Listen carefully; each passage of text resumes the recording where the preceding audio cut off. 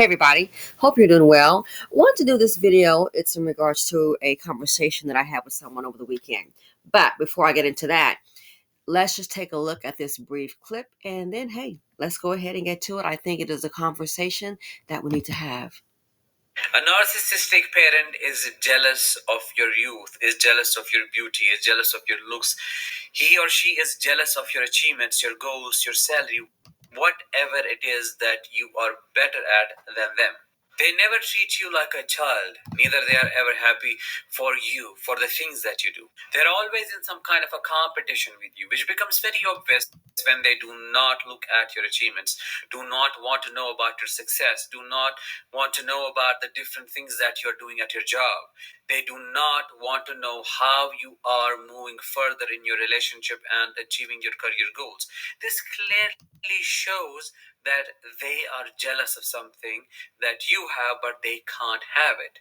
And if you try to hold them accountable or you ask them why they are doing so, they would bring it around by saying, I can't stand the success. I'm so proud of you that I can't stand feeling the emotions when I see you at this place in your life. A narcissistic parent is jealous of your youth, is jealous of your beauty, is jealous of your looks. Now, that is male and female. I know that can be applicable definitely to women. Sometimes parents are in competition with their children, and that's why they can't support them. So, on the screen, it says a narcissistic parent is jealous of your achievements. So, this man, his father passed away and he loved him, but he also had some resentment. And he talked about growing up, he later realized, I guess if you have like a military background, there are certain educational programs where the children can attend college for free. Now, the man became successful. However, in his success, he says, I could have got there a lot faster if it wasn't for my dad. So basically, he said what happened was this. He They were poor, but you know how you have a school, and he was able to, I guess, befriend some other kids who were from the other side of the tracks. They had wealth, their families had businesses, they were educated, going to the beach, jet skis and all that, a boat. So just having a great time. He was like, "Hey, I want to go hang out with so and so," and the dad was like, "Oh no, you need to go ahead and stay here and learn how to fix this on this car for when you grow up. You need to learn how to work on cars." And he's like, "No, Dad, that's not what I plan to do with my future." So he began hanging around some other kids, and their parents had more, and that caused him to aspire to want more, to follow their path. So he often said, growing up, wanted to go to college, but the dad was like, "Oh no, you don't need to go to college, university. Those are just some dumb people with a sheet of paper." But the so-called dumb people with a sheet of paper, those were the educated ones who obviously had better earnings, okay, better lifestyle. So his father passed away, and he kind of went down memory lane. And I know then I said, listen, here, I said, I can already tell you, I said, the good thing is you became successful. Look at your home, look at your car that you drive. You've made a lot of money despite that.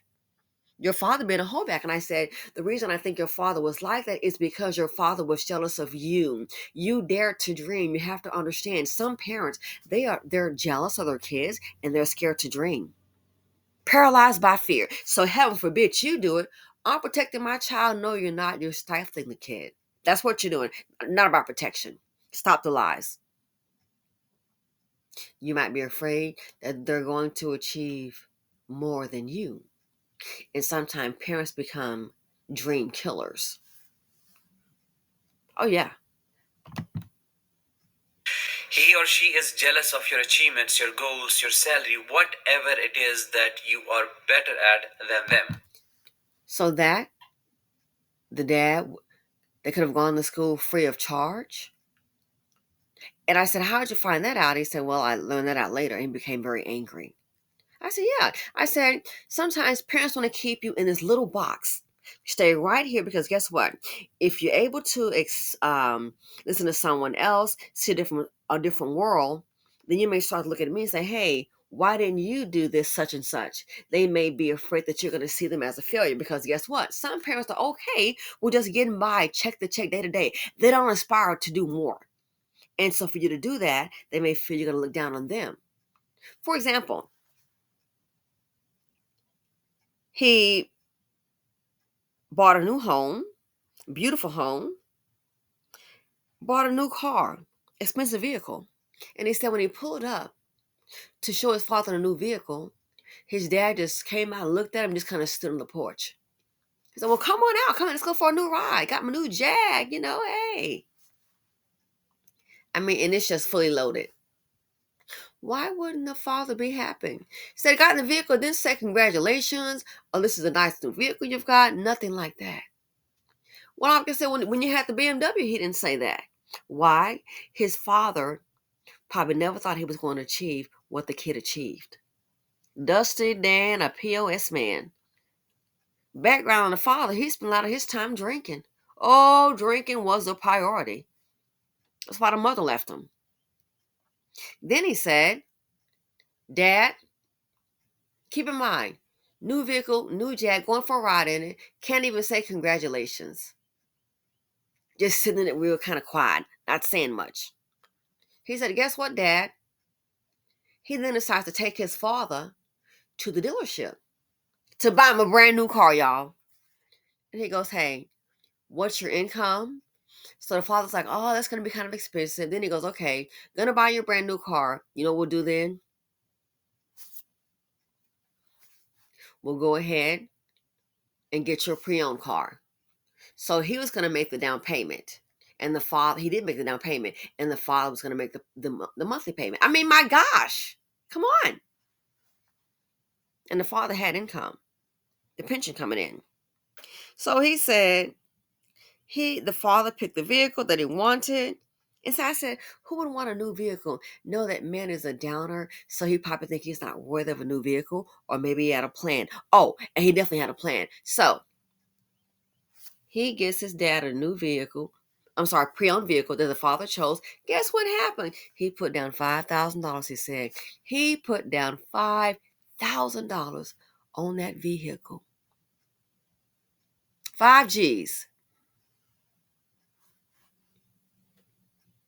Guess what happened? The vehicle got repossessed, you all. He said they found out the vehicle was repoed. And guess what? The father, after he put down $5,000 on the vehicle, a pre-owned vehicle, he said he could make the payments.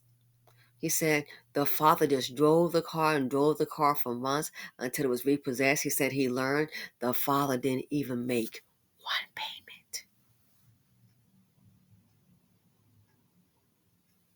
Didn't even make one payment. Oh, it gets worse. Hey, Dad, I love to play golf. Well, I don't play golf. I don't play golf. Well, I'm going to teach you how to play golf, Dad. Matter of fact, I'm going to go ahead and get you some new golf clubs. Are you sure about this? Says, oh, yeah, Dad. I do not play golf at all. So the son does. The father doesn't. And I think he saw it as a bonding time. You know what I mean? This is going to be a good time for us I'm going to teach him how to play golf. And this will be a good time for us to kind of bond. You know what I'm saying? Because now the son has gone off and he has become a success. What do you think happened? He said he got the golf clubs for his dad. Oh, yeah, nice. He spent a little, I think, was it like a little under 2 G's? Okay. And this was years ago, so I don't know what the new prices are, and my stuff is a couple of years old. But yeah, so for his father, got him some golf clubs. The dad was with him, by the way, of course, when he bought them. And it was known that it was a gift. What you think happened next? He got a phone call. Man said, I hate to tell you. I know it was a gift for your father, but he came back in and asked if he could return the golf clubs that weren't even used yet.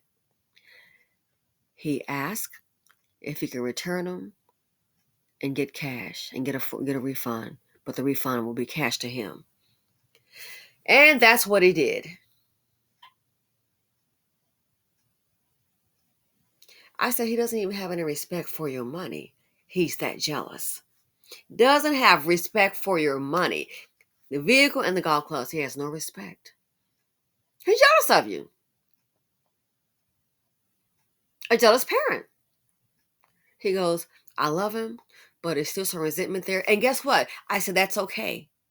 I said, see, the thing about it, it's like when people hear people, let's say, a different point of view, even on YouTube. Oh, don't listen to that person. Sometimes parents are afraid you may wake up. If someone like me is saying for women in particular, especially in the BC, don't carry the seed of poverty D, we need to stop all this fatherless homes. If a man cannot protect and provide, you don't need him. Guess what? If a mother or dad has done that, if he's created a fatherless home, or a mom, she's carry the seed of poverty D, guess what? She may not like my message, so therefore she may say, hey, don't listen to those kind of YouTubers. Because you know what? It may open up your eyes. We're all human. We're not saying parents have to be perfect. But then you may realize, well, guess what, Mom? You know what? You did that, and look how life turned out. So I'm not going to be wrong as a parent. So no. Parents are always right. I'm not going to be wrong. So you just do what I do. This is how life is. They don't want you to listen to a different point of view. A lot of parents are like that. But see, today, old school ways, no matter what the parents do, they're not going to be wrong. And if they are, we just go on, and that's just the way it is. Today, the kids aren't having it. This new generation, they're not putting up with this nonsense. If parents are toxic, the new generation, they're deciding that, hey, it's okay to walk away. And I agree if it's that toxic. Like I said, he said, I love my dad, but he said, I have so much resentment, so much anger. Like I said, it's just jealousy. Your father was jealous of you. And even though, the good thing is, even though he held you down, guess what?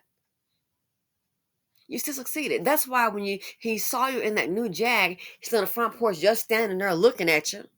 Like, what in the world is this? I can't believe Billy made it. Look at you, boy. Look at you. That's why when you put the $5,000 down, you want to buy him a new car. But he's so used, he'd rather get, a used car. You put down $5,000 and he didn't make not one payment. You bought the golf clubs. You saw what he did. And that hurt you. He doesn't have any respect for your money. He's probably jealous that you even got as far as you did. Again, what was it? You learn how to work on these cars. Parents can be jealous of their kids. And there's one other thing this person made, a comment that he made. I want to go back to They this. never treat you like a child. Neither they are ever happy for you, for the things that you do. They're always in some kind of a competition with you. Yes, and that's why I said he did what he did. Not happy for you. No congratulations on your business. I knew you had to work. Nothing like that. Jealous. It's all about them. This guy had a dream, pursued it. The father would never do it. Too scared, paralyzed by fear, and also limited thinking, lazy. And you can't critique it because old school. Oh, you critique your parent, you're a bad person. Let's continue. With you, which becomes very obvious when they do not look at your achievements, do not want to know about your success, do not want to know about the different things that you're doing at your job. They do not want to know how you are moving further in your relationship and achieving your career goals. This clearly shows that they are jealous of something. Yep. That you have, but they can't have it. And they can't have it because you know what? Paralyzed by fear, limited thinking, don't want to open up their minds, broaden their horizon. And it's sad. Limited thinking, jealousy. And he said he felt hurt. I said it's understandable. So I think the conversation needs to be had. And when I said parents have to do everything perfect, no one is. But if you find yourself in the situation, I think sometimes it's a good thing to have a conversation. To say, hey, you know what? I'm proud of you. I wish I could have done more. It's okay. But he said, I really had some resentment.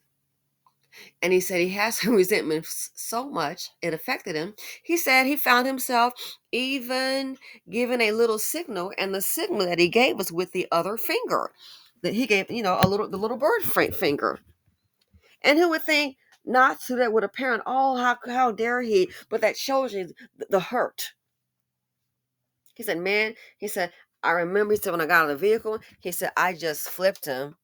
And he said, oh, he said, the dad said, oh, I saw that. And it was like, oh, that I was just joking. But he said, no, he said, that's how angry I was. So you wonder why some of these relationships are strained. When children have a dream, you cannot be a good parent and try to squash it, try to kill it. Maybe you didn't reach your potential. Maybe you didn't have a dream, too scared to dream. Paralyzed by fear. But don't try to hold your kids back, because let me tell you something. Some kids, they've got it in them that they're going to be a winner. They're going to, as they say, get rich or die trying. They're going to be successful, start that business or die trying. They're not going to just give up so easily. And if you're the parent that cannot be supportive, but you want this relationship to continue, newsflash, it may come at a cost. That's why some of these relationships right now are strained. And parents want to act brand new, like, well, I don't know what happened. I don't understand. You know exactly what happened. The kids are on to you. Don't act brand new. So I think these conversations need to be had. Sometimes you need clarity to clear the air. That way, everybody can breathe. Clear the air and we can breathe and not have that tension. And he said, the reason that he went back to his dad, he said, the main thing is I just wanted to show him that I made it. Despite you trying to tell me about learning how to work on cars and what you're going to need, or you don't need no education, you're hanging around those kids. No, I'm going to stop that. Oh, no, they put some ideas into your head. All the educated people, they're just dumb and stupid. He said, the main reason I went back there is I wanted to show him that, hey, guess what? I did it. And that's why he flipped him the bird. So you wonder why some relationships are strained. This is why. Because some parents can be a holdback. Parents can have your world, but don't try to stifle your child's world. Don't try to stifle their dream. I want to be an astronaut. Then let them pursue it. Be supportive. It may happen, it may not. But as a parent, I think it's going to be a hell of a mistake to try to stifle your child's dream, try to stifle their potential. Not a good look. It's not a good play. So I said, it's okay. These feelings are normal. Doesn't mean you don't love them, but it's like, wow, to stop and think. Parenting is a very big job. It's an important job. To stop and think that that hurt, that anger, the disappointment, the lack of support was still there. A person can be in their late 30s, early 40s, and still feel that. Parent deceased. And talk about the good things. You can't, everything is not roses. There's also the bad.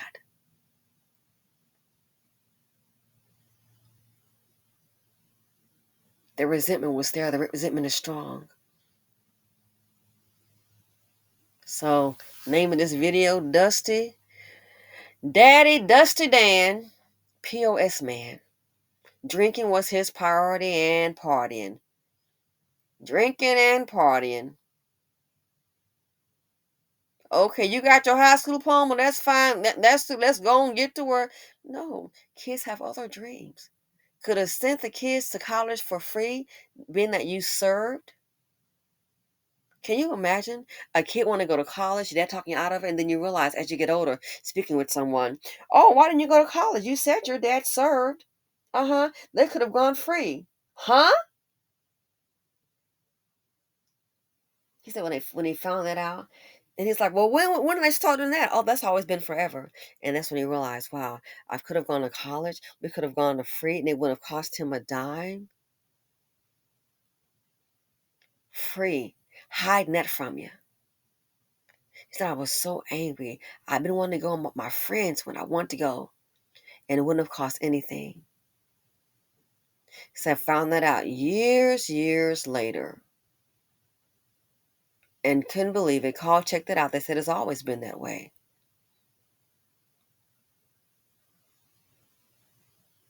Wow. Bad parenting. Jealous, limited parenting. Parents. You're afraid to dream. That's you. But don't try to put that on your child. We are shaped by our experiences, and that it has a lot to do with things. It has a lot to do with things. And you wonder why some of these relationships are strained. Oh, they're too busy. No. Kids get older and they see it's a whole other world than what they've been presented. Kids get older and they find out that, hey, maybe what mom and dad said to you, maybe it all wasn't true. So these conversations need to be had.